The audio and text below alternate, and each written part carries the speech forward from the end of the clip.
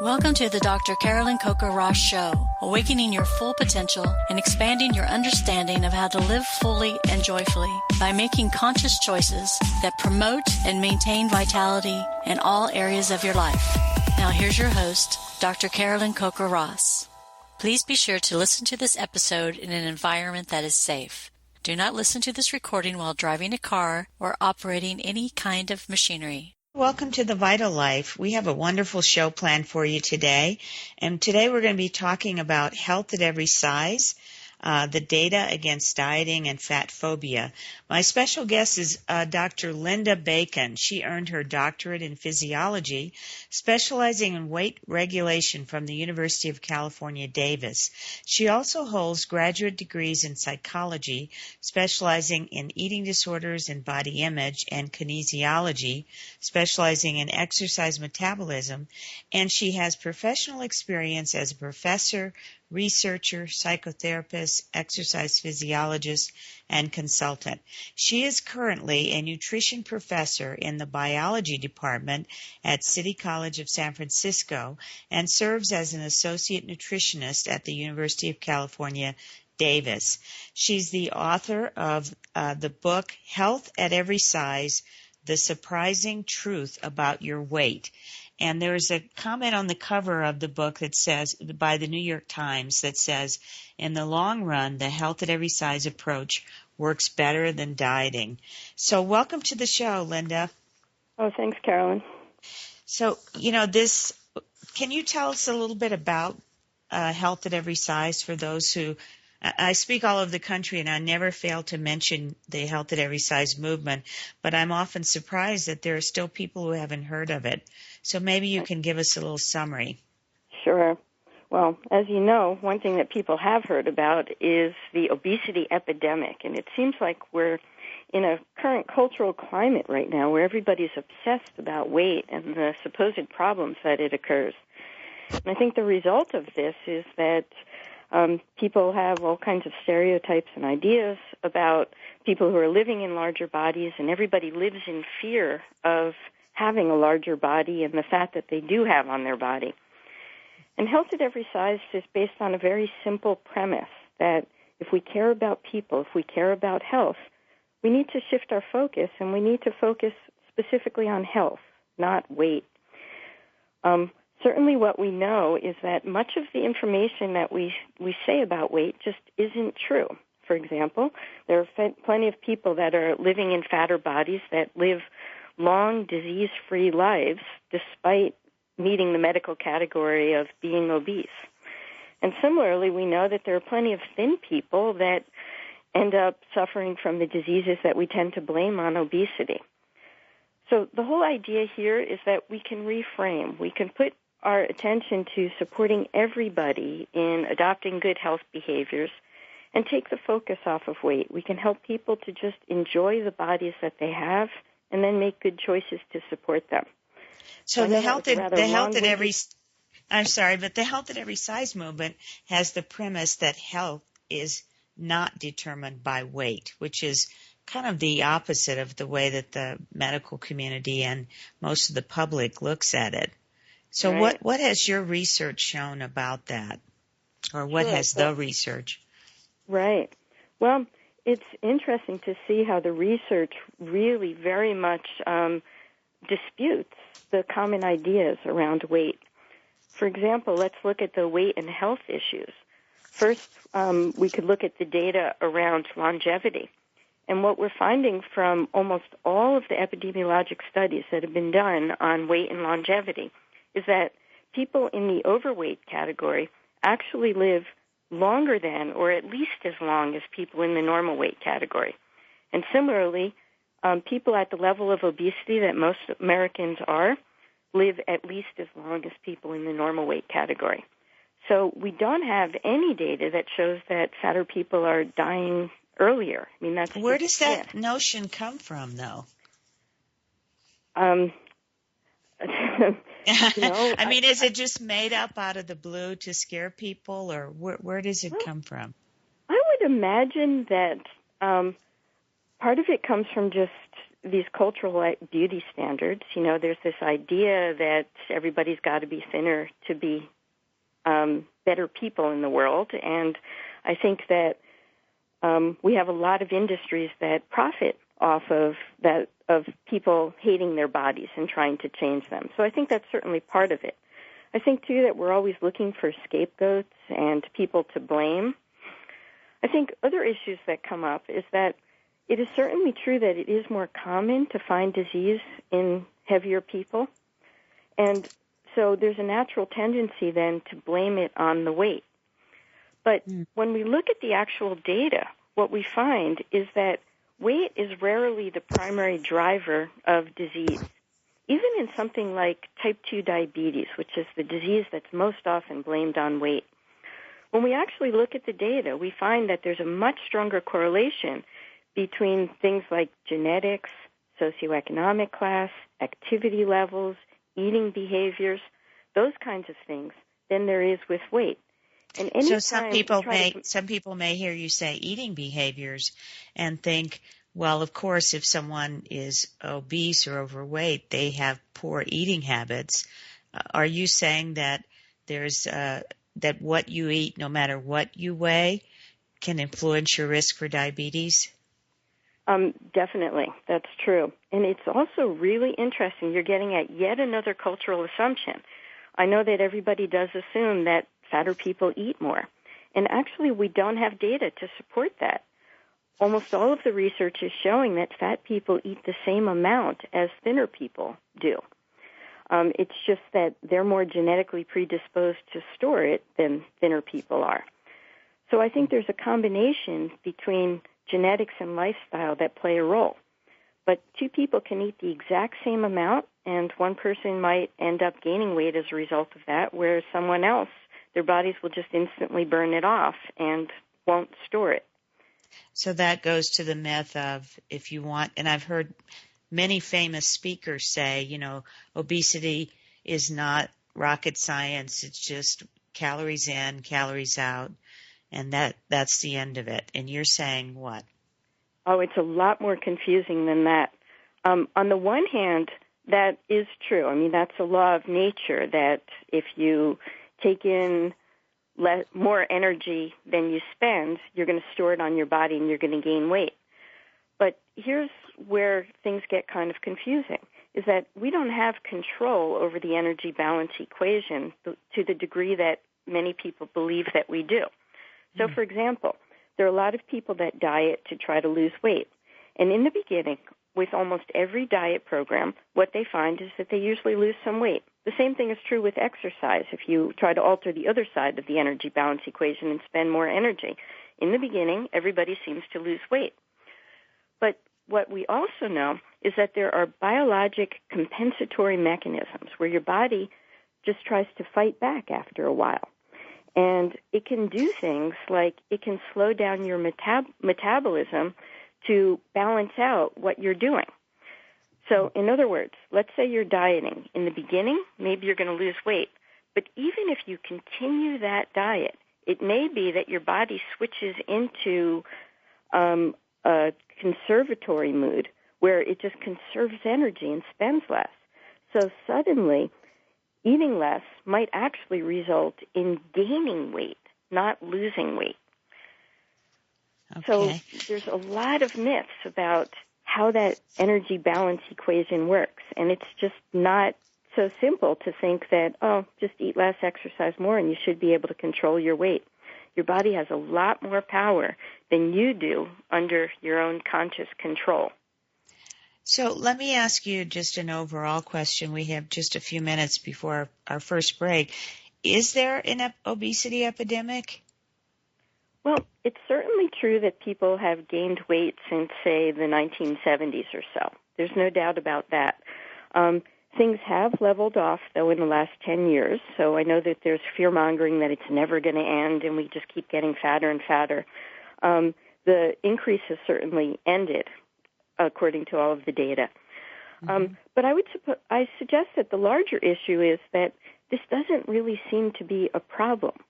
It just seems to be an adaptation to current habits as opposed to a difficulty.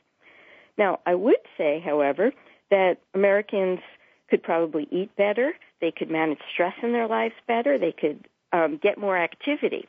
And all of these things are really going to be beneficial for their health. And many of those things have also changed over the last few decades. So the constant message I just keep coming back from is there's really no value in focusing on weight. That's not the real issue here, the important issue. We can always, though, support people in developing better habits, and that's going to improve health. And I also think it's important to recognize that despite all the fear-mongering and the change in weight that we've seen over the last few decades, Americans are actually living longer than ever before, and we're getting diseases later in life as well, and they don't seem to be as debilitating as they were before. And again, I know that those ideas are surprising because we keep hearing in the media how we're getting fatter and it's killing us.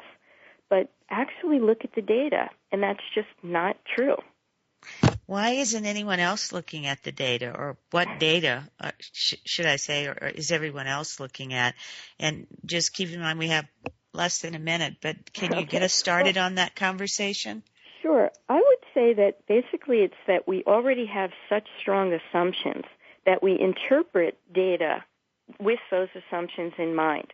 So, for example, when we see that fatter people are more likely to have diabetes, we automatically blame it on the fatness. Mm-hmm. But we could look at that same data and be open-minded to it and start to tease things out, and we recognize then that it's lifestyle habits that seem to play a larger role. Welcome back to The Vital Life. Please send in your questions by phone or email for our guest, Dr. Linda Bacon, who is the author of Health at Every Size, The Surprising Truth About Your Weight. Dr. Bacon is currently a nutrition professor in the biology department at City College and also an associate nutritionist at the University of California in Davis. So, Linda, before we went to the break, we were talking about some of these obesity myths and the so-called obesity epidemic. I wanted to just switch a little bit and talk about, I know you're a big proponent of allowing our bodies to use its own internal weight meter, and I wondered why you think our current lifestyle makes it hard for us to do that or throws those internal weight meters out of whack. Okay. Unfortunately, I blame it all on the messages that we're actually getting from the experts and the healthcare professionals, that these days we're told that we can't trust ourselves. We're told that we're supposed to diet and pay attention to our calories and watch what we eat all the time.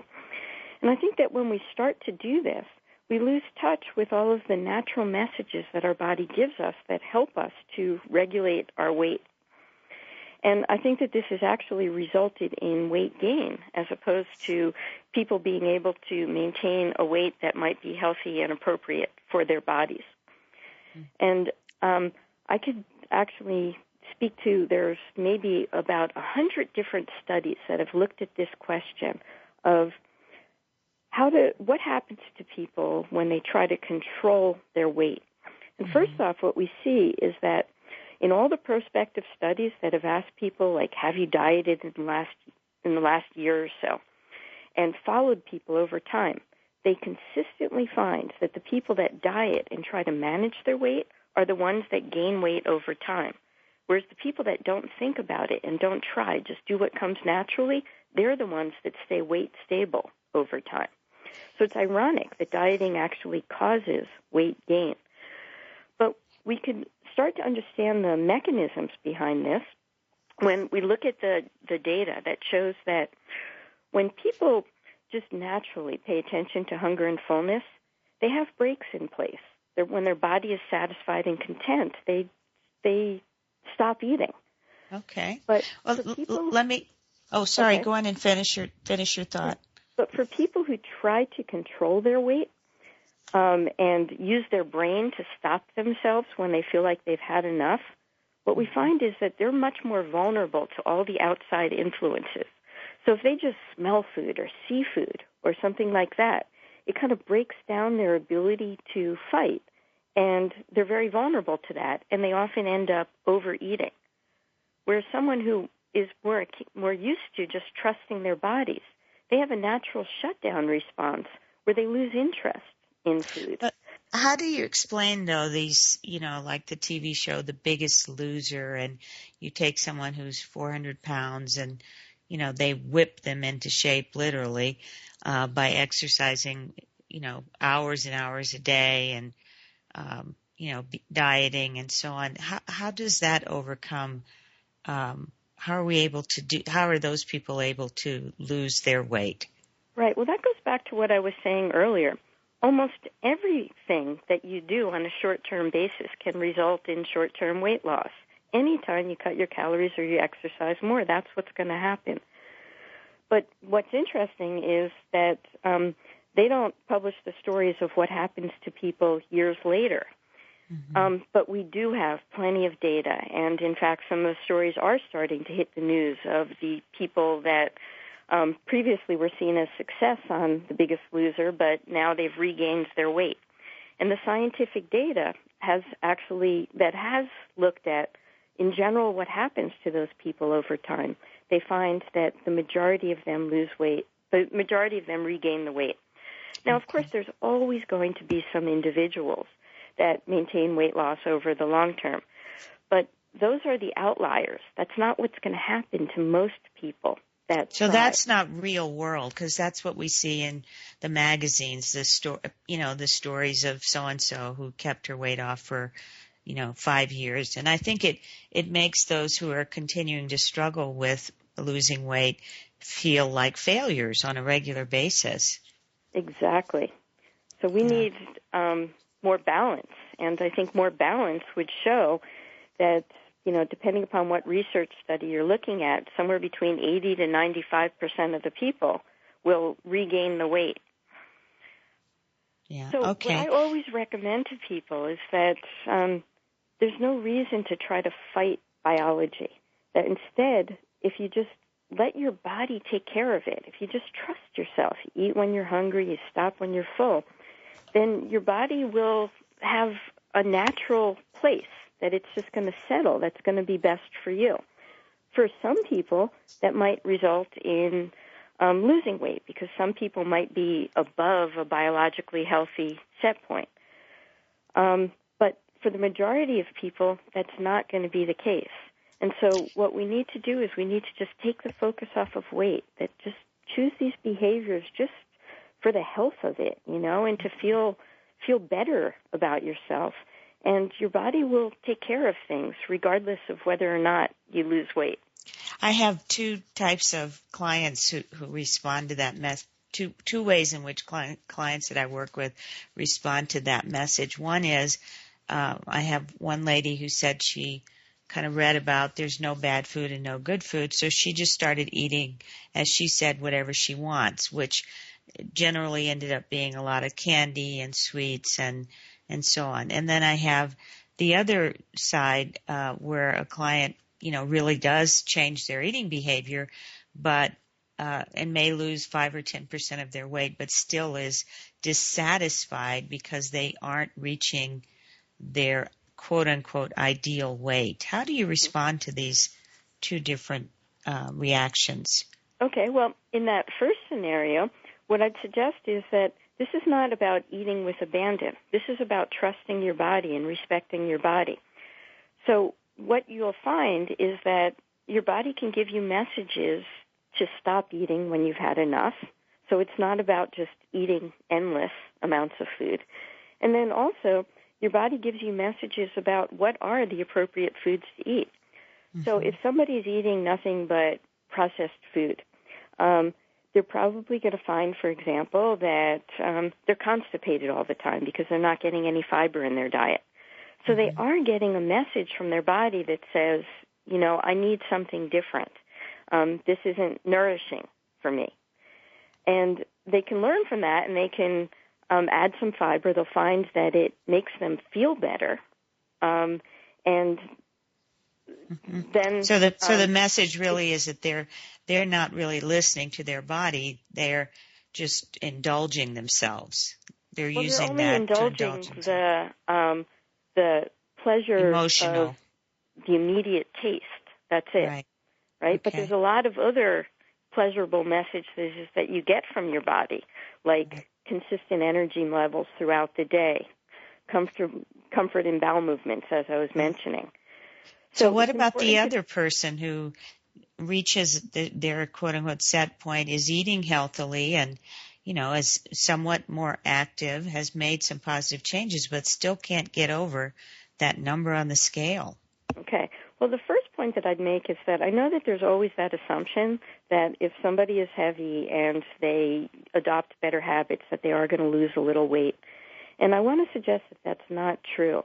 That what we know is that the biologic mechanisms around weight gain are very different from those around weight loss. And that when people are at heavier weights, even if they reverse all the bad habits they have, it may not necessarily result in weight loss.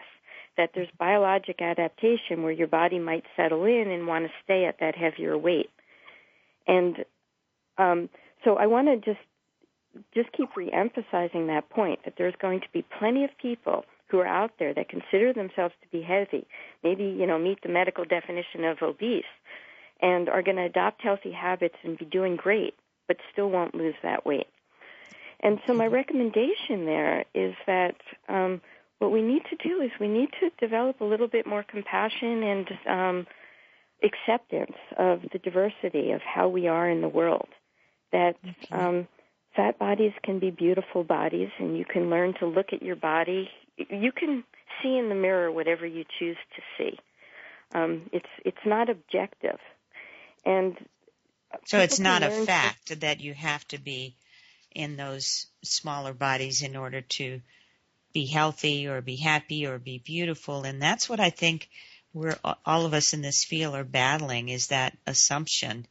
So I want to go on to another question that I have, and we have about 3 minutes till the break. But when I do a lot of speaking around the country, and I often show pictures of celebrities who have been role models for people who are seeking acceptance of their body. So someone like Jennifer Hudson, who I think was portrayed as a sassy role model for those who were overweight. But now many of them, including Jennifer Hudson, are spokespeople for weight loss programs. What do you think about that? I'm just horrified that we look to movie stars as our role models of good, healthy behavior or what we should look like. I think that we need to just expand our definitions of beauty so that they're encompass more, and that we encompass ourselves in that. And I also think that it's interesting to see how many people have been role models or have parroted their particular weight loss technique, and they get all the public eye when they're losing weight or at their thin weight, and then we forget about them when they regain their weight. I think about someone like Oprah, who's been public all the time about all of these weight loss methods, and she's lost weight several times. But she just keeps bumping back to where she was before. And I wish that she would at some point acknowledge that, maybe I'm okay just the way I am. Well, and I'm a billionaire. I've done some damage by telling people at my thinner weight that they too can do this when I can't maintain it either. And it really begs the question of, why is it so important? I mean, here's a woman who obviously has a very meaningful career. She's said that herself. She's one of the richest women in the world. And yet it seems that the focus on weight has dominated a great deal of her time and energy, which is interesting, I think. Oh, no. It's really so sad just how superficial. I remember her saying that one of the greatest accomplishments in her life was losing weight. That was at a time that she was at a low weight. Yeah. And it was just so sad to me that she would dismiss all the incredible things that she has done in the world and give that priority. That is just so sad to me. I'm here with my special guest, Dr. Linda Bacon, who has a doctorate in physiology and graduate degrees in psychology. She specializes in eating disorders and body image, and she is the author of Health at Every Size, The Surprising Truth About Your Weight. So on the break, Linda, you were saying that it might be useful, which I agree, to clarify the terms that we all use to describe weight issues. Can you tell us more about your approach to that? Sure. I know we're accustomed to using words like overweight and obese, and I try to avoid using these terms. The term overweight, for example, implies that people are over a weight at which they're healthy. And from the scientific literature, we know that this isn't true, that there are plenty of people that are actually in that category that live long, healthy, disease-free lives. So it's unnecessarily stigmatizing. It says that there's something wrong with people when, in fact, there isn't. And the same thing is true with the word obesity. It immediately assigns pathology to people living in larger bodies. So I try to avoid these terms, and the term that I've chosen to use instead is fat. And the reason I use this term is because there's a civil rights movement that's happening right now where people are just trying to reclaim the word fat as just a descriptor, a word that is stripped from all of its pejorative meaning and basically just describes someone living in a fatter body. And it's a way of just saying that, hey, this is who I am, and there's nothing wrong with it. And so I more commonly use that. But I also know that it's an uncomfortable word for a lot of people because in this culture it's often used as an insult. Mm-hmm. And I know that many people are trying to reclaim it and take it away from that realm and just describe it as just a different way of being in the world and just an acknowledgement of our diversity. Yeah, I love the way you describe that. I think that's very useful. I just don't want to forget, but there's a big HBO 4-part series called The Weight of the Nation. And unfortunately, I haven't watched all of it yet, but I've read about it and talked to people who've watched it. And I just wondered what you thought about this, massive production that was underway for the last 3 years. Well, honestly, I haven't seen the whole thing. I've only seen bits and pieces, and I've read all of their promotion on it. And what I'm seeing just absolutely horrifies me. Yeah, me too. In fact, I just wrote a blog post in the Huffington Post recently where I dismissed the series as bread and circus without the bread, comparing it to a crowd-pleasing Roman spectacle that victimized society's weakest elements. And it scares me looking at this thing to see how it's just going to intensify all of the already rabid prejudice against fatter people in this country. It just seems to play on the same old ideas that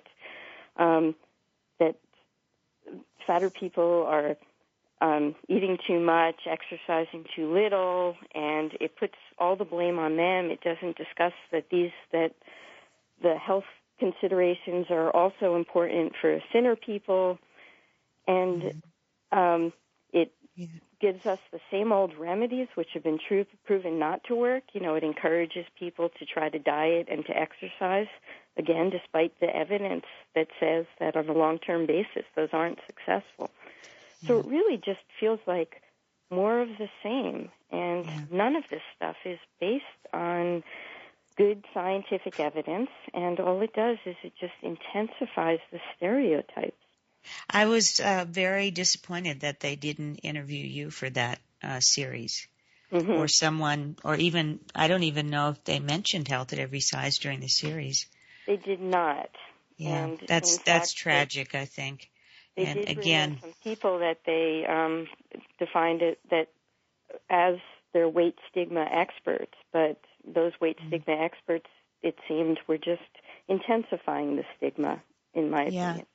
Do you find, because I speak to a lot of psychologists, social workers, therapists, physicians, and so on, and I always, talk to them about identifying our own biases on weight, because so many people just aren't aware that they are biased. They just think they're helping people by, promoting this, lose weight or,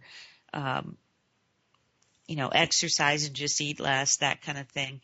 Right. And it's just really making the situation worse. And so many people that I speak with don't even realize that they have that bias. Do you see that as well? I see that very much so. And in fact, there's actually scientific research that's looked at these questions, and they find that healthcare professionals often do carry very intense biases against fatter people. Mm. And that they're exposed to the same messaging everybody else is, that fat is killing us and that, you need to diet and exercise in order to reverse it. And I think that they just end up parroting the same old ideas.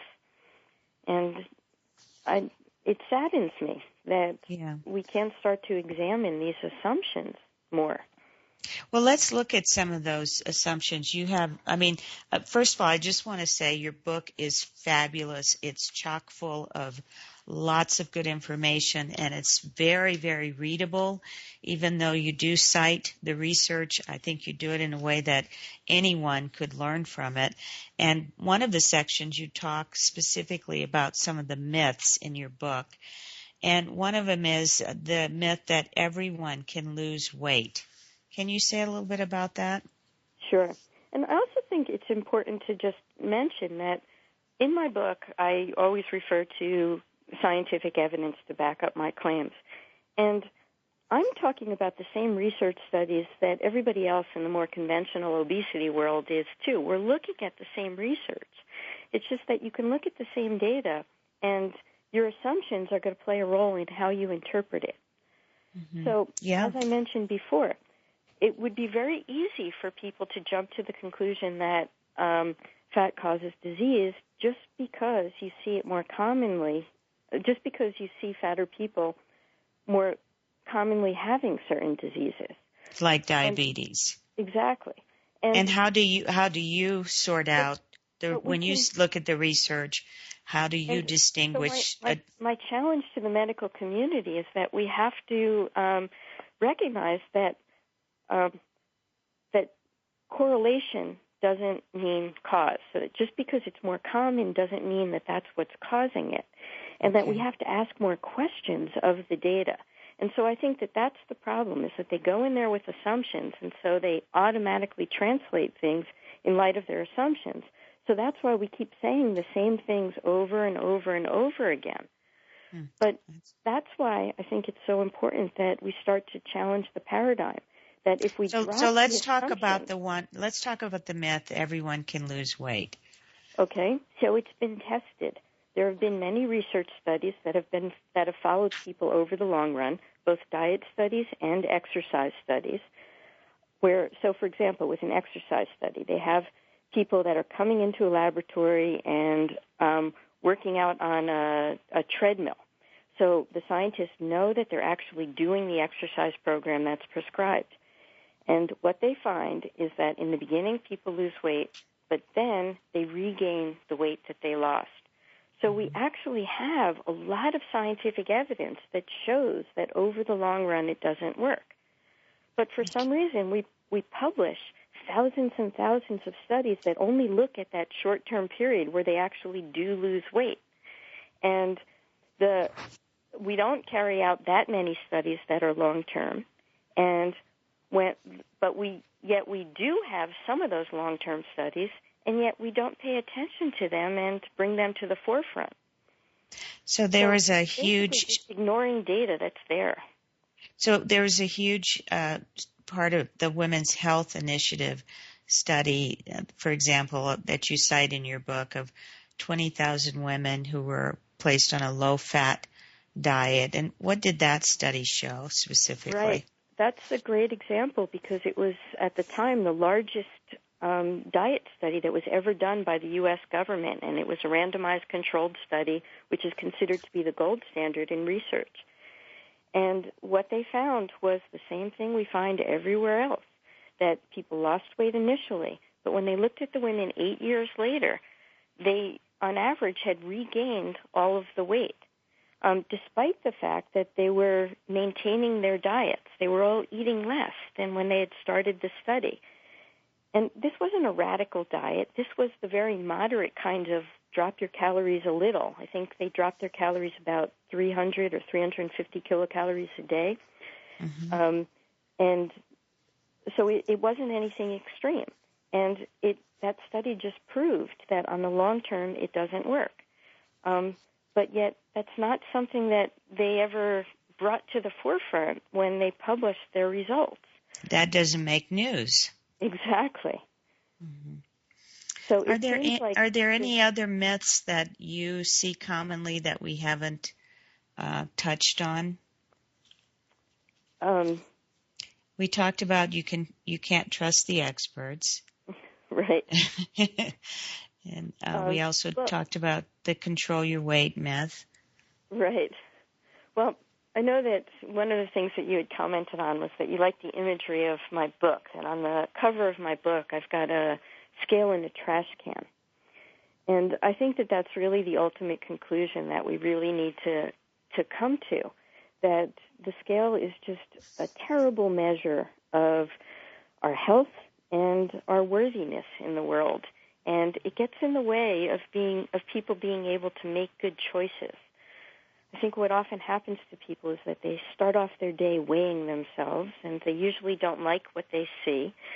And as a result, they feel bad about their bodies. And if you feel bad about your body, you're not going to make good choices to support it.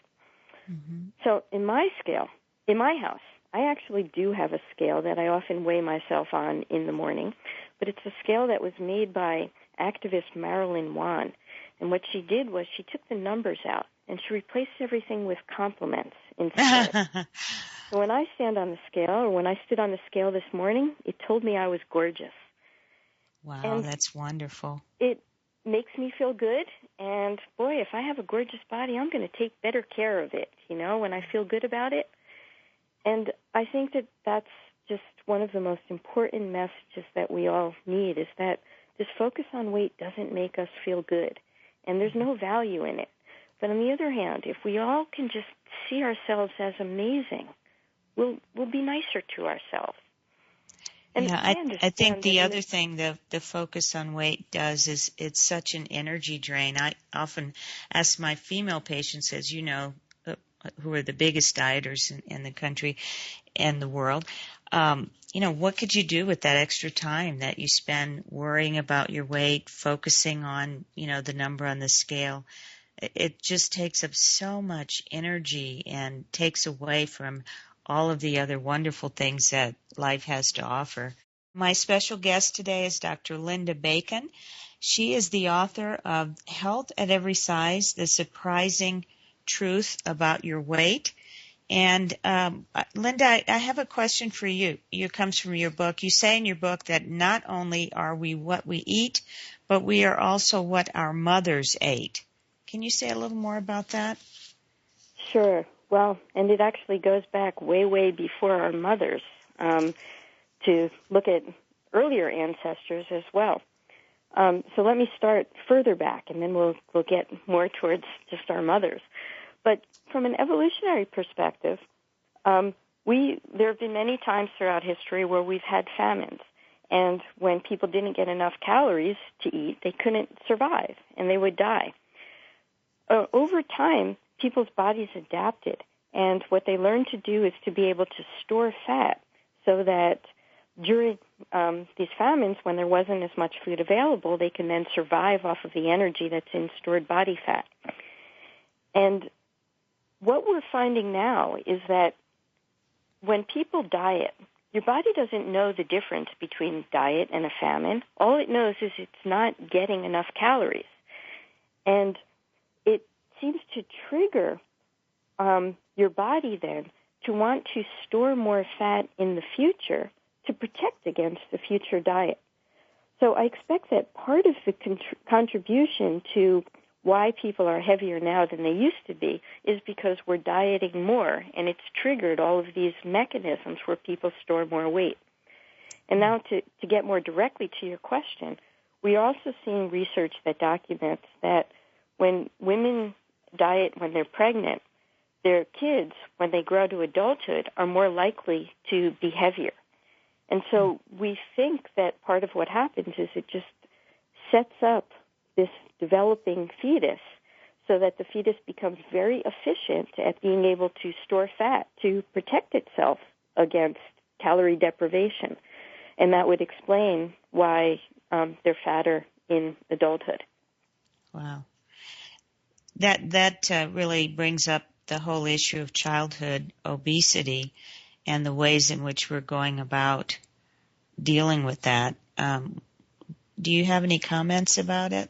I do. Kids are so tough on one another, and it's so hard for anybody to find ways to love their body when we're always set up with all of these images of bodies that we can never achieve. And I think that we would benefit so much more by just helping kids to just appreciate their bodies. And then, again, I know I sound like a broken record, but then they make better choices to take care of them. And what we know is that thin kids need to develop good eating and exercise habits well. It doesn't do any good for us to only target the fat kids in our health promotion campaigns. It just makes them feel bad about their bodies, sets them up to be more victims of bullying, and it doesn't help the thinner kids develop better habits. Right. So, I remember speaking with a teenager recently, and she was talking about how painful it is to walk down the halls and to see these obesity prevention signs all over the place. And she says, have they ever thought about what it means to me to think they don't want anybody to look like me? That's what they're saying in their message. Right. Do they stop to think about, how that's going to make me feel? And then the other point she made was that, hey, my friends and I eat lunch together all the time, and we're eating the same things. But yet they never get the message that they're supposed to pay attention to this or that it matters for their health in any way. And yet all the burden is on me. And what she was saying is, I actually do eat fairly nutritiously, but it doesn't seem to result in me losing weight. Yeah. And I wish that people can just see that instead of having the assumption that I'm eating poorly all the time. I just think it breaks your heart to see what's happening in this arena because children are being stigmatized, and that's a stigma, as you know, and in our field of treating eating disorders that can last a lifetime. So it's just really hard to see that we've gone in that direction. And speaking of which, and I think it's unethical, speaking of which, you write that the usual approach of focusing on weight is damaging and unethical, and yet the majority of healthcare professionals and public policy people have this focus on encouraging what's called a healthy weight. Do you have a suggestion for a more helpful direction? Yeah, I think that we need to demand of the healthcare profession that it switch back to evidence-based medicine, and that what's going on right now is just intolerable, that the government recommendations we get all the time are doing more fear-mongering and causing more disease rather than helping.